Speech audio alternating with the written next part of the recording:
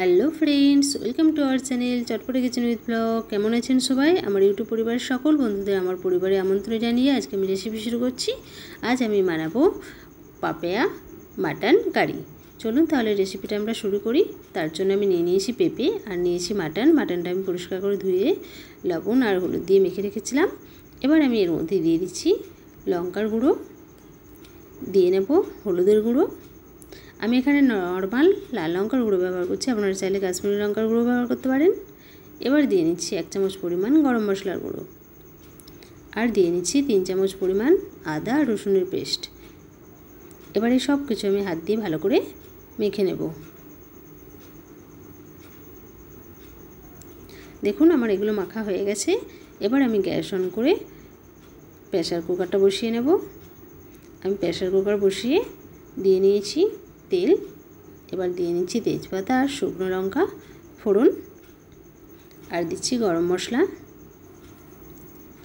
দেখুন ফোড়নটা বেশ সুন্দরভাবে হয়ে গেছে। এবার এই সময় আমি দিয়ে দিচ্ছি কুচানো পেঁয়াজ। পেঁয়াজটা দেওয়ার পর বেশ কিছুক্ষণ ধরে একটু ভেজে নেব। দেখুন পেঁয়াজগুলো বেশ সুন্দরভাবে ভাজা হয়ে গেছে। এবার এই সময় আমি দিয়ে দেবো কেটে রাখা টমেটো। আমি এখানে প্রেসার কুকারে বানাচ্ছি, খুব অল্প সময়ে তৈরি হয়ে যাবে, তাই আপনারা চাইলে কোণার মধ্যে দিয়েও বানিয়ে নিতে পারেন। দেখুন টমেটোগুলো ভাজা হয়ে গেছে, অনেকটাই গলে গেছে। এবার এই সময় আমি দিয়ে দিচ্ছি আগে থেকে মেখে রাখা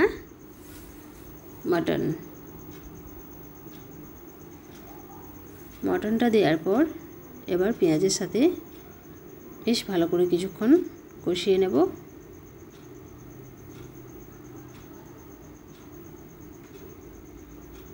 এবার এই সময় আমি দিয়ে দিচ্ছি লবণ আর চিনি।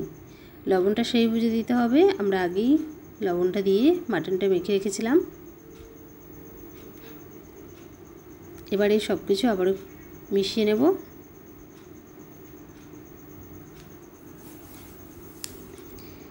এবার আমি প্রেসারের ঢাকনাটা দিয়ে কিছুক্ষণ ঢেকে ভালো করে মশলাটা আর মাটনটা কষিয়ে নেব। আমি আলু আর পেঁপেটা এভাবেই হলুদ দিয়ে দেখুন ভেজে নিয়েছি। দেখে নেব মাটনটা কষা হয়েছে কিনা। দেখুন মাটনটা বেশ সুন্দরভাবে কষানো হয়ে গেছে। এবার আমি এর মধ্যে ভেজে রাখা আলু আর পেঁপেটা দিয়ে নেব।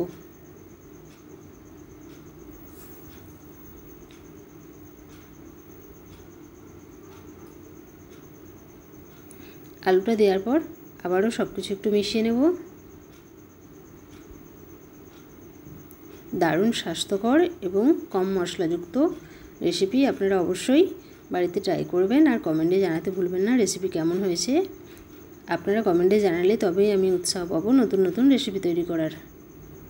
দেখুন সব কিছু বেশ ভালোভাবে মেশানো হয়ে গেছে। এবার আমি পরিমাণ মতো জল দিয়ে এটা ঢেকে দেব। এখানে যে যেমন ঝোল পছন্দ করেন সেই পরিমাণে জলটা দেবেন। বন্ধুরা আমার এই রেসিপি ভালো লাগলে অবশ্যই কমেন্টে কিন্তু জানাবেন। আপনারা যদি জানান তবে আমি নতুন নতুন রেসিপি তৈরি করার উৎসাহ পাবো। আর যারা এখনও পর্যন্ত আমার চ্যানেলটি সাবস্ক্রাইব করেনি তাদের বলবো প্লিজ চ্যানেলটি সাবস্ক্রাইব করুন। আমার ছোট্ট চ্যানেল, আপনাদের সহযোগিতার খুবই প্রয়োজন, তাই পাশে থেকে উৎসাহ দেবেন আর চ্যানেলটিকে সাবস্ক্রাইব করবেন। দেখুন আমি জলটা দিয়ে নিয়েছি। এবার প্রেসারের ঢাকনাটা আমি আটকে নেব। আটকে আমি 2টো সিটি বাজতে দেব, তারপর এটা বন্ধ করে দেব। ফিরে আসলাম কিছুক্ষণ পর। দেখুন 2টো সিটি বাজার পর আমি প্রেসারের ঢাকনাটা খুলে নিয়েছি। দেখতেই পাচ্ছেন কতটা সুন্দর কালার হয়েছে, এখনও পর্যন্ত ভেতরে ফুটছে দেখতে পাচ্ছেন। এবার এটা আমি বাটিতে ঢেলে নিয়েছি। দারুণ দারুণ কালার হয়েছে, দেখতে যেমন খেতেও তেমন, অবশ্যই বাড়িতে ট্রাই করবেন। দারুণ স্বাস্থ্যকর মাটন পাপায়া কারি। বন্ধুরা ভালো থাকবেন, সুস্থ থাকবেন, নতুন নতুন রেসিপি দেখতে থাকবেন। ভিডিওটি দেখার জন্য ধন্যবাদ।